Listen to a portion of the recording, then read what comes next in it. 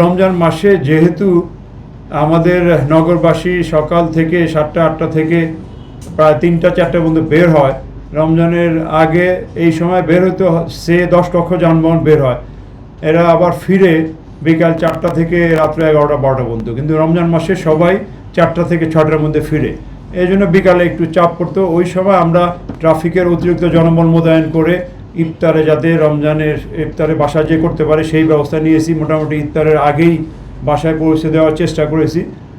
আর ঢাকার যেসব এলাকায় যানজট হয় সেগুলা আমাদের অতিরিক্ত জনবল ফোর্স মোতায়েন আছে। এখন ঈদের সময় যেসব জায়গায় যানজট হওয়ার সম্ভাবনা আছে সেখানে অতিরিক্ত অফিসার ফোর্স মোতায়েন করা হবে কালকে থেকেই। ওদের ঢাকা থেকে বের হওয়ার জন্য গাবতলী আমিনবাজার, এইদিকে চট্টগ্রাম রোড, এইদিকে ঢাকা মাওয়া রোড বা উত্তরার এইসব রোড, এসব এলাকায় পর্যাপ্ত সংখ্যক ট্রাফিক পুলিশ ব্যবস্থা মোতায়েন থাকবে।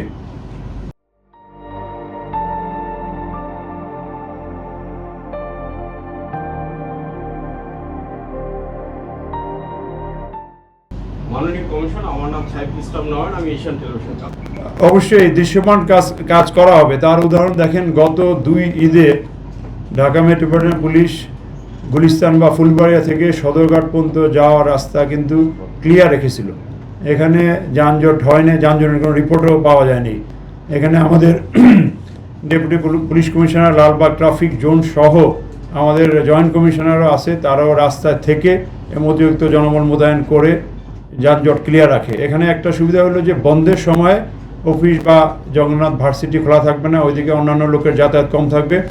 আমরা যারা লঞ্চ যাত্রী তাদেরকে প্রায়োরিটি দেওয়া পার করানো হবে।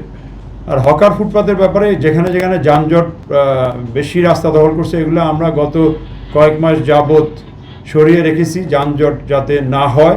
যতটা সম্ভব আমরা যানজট মুক্ত করার চেষ্টা অব্যাহত আছে। আমাদের নিয়মিতভাবে অতিরিক্ত ফোর্স মোতায়েন করে, ক্ষেত্রে বিশেষে আমাদের জুডিশিয়াল ম্যাজিস্ট্রেট মোতায়েন করে যানজট নিরসনে এই ঈদের সময় প্লাস গত কয়েক মাস আমরা ডিএমপি ট্রাফিক বিভাগ, যেহেতু ঢাকা মহানগরের রাস্তা বা অন্যান্য স্থাপনা এগুলো মেরামত বা মডিফিকেশন বা ডেভেলপ করার দায়িত্ব 2 সিটি কর্পোরেশন।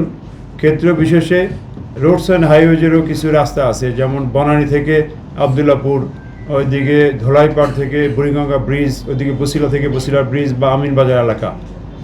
ক্ষেত্র বিশেষে রাজুকের রাস্তা আছে, রাজুকের রাস্তা হাতের জিল প্লাস মাদানী এভিনিউ। এইসব সংস্থার সাথে আমরা নিয়মিত সমন্বয় করে ওইসব সংস্থার মাধ্যমে রাস্তার মেরামত সহ অন্যান্য বিষয় মডিফাই করে ট্রাফিক জ্যাম কমাতে আমরা কাজ করছি।